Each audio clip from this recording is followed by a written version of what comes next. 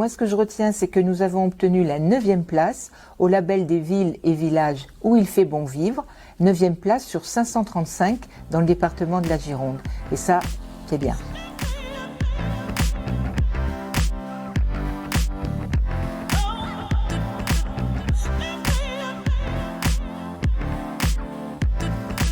L'école Frida Kahlo, première école de France écologique. L'extinction de l'éclairage public de minuit à 6 h du matin. Les aménagements paysagers du Tasta. Le budget participatif qui a permis à 5 projets déposés par des habitants brugais d'être réalisés dans l'année suivante.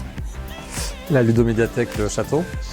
La réfection de la maison des associations à côté de l'église et également de la maison du Tasta.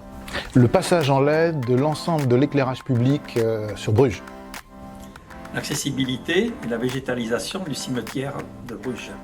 Ça a été la gestion du Covid. Ça a été très difficile de s'adapter au confinement, au protocole, mais en même temps, ça a permis de développer des trésors d'imagination.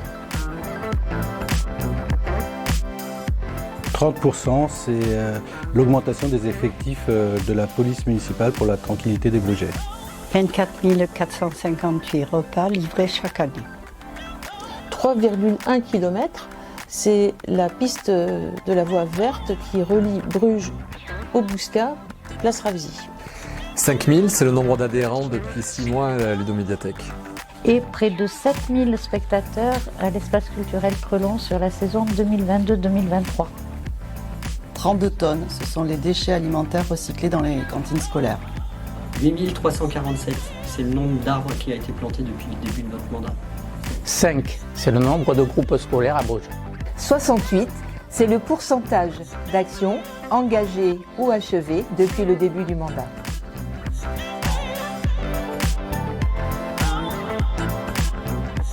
Continuer à gérer nos finances publiques de façon rigoureuse, de façon à réaliser l'ensemble des projets prévus pour notre mandat. Un projet qui concerne les enfants, la végétalisation des cours d'école, Arc-en-Ciel par exemple, ou encore l'école de la Marianne. La rénovation de la résidence autonomie. Le centre aqualudique. La déminéralisation des friches industrielles de l'entrée de ville Terrefort et la préparation de l'aménagement du centre-ville 3e phase. Sur le site de Galinier, la construction du boulodrome couvert avec les tennis couverts et les terrains de padel. La création de l'épicerie solidaire.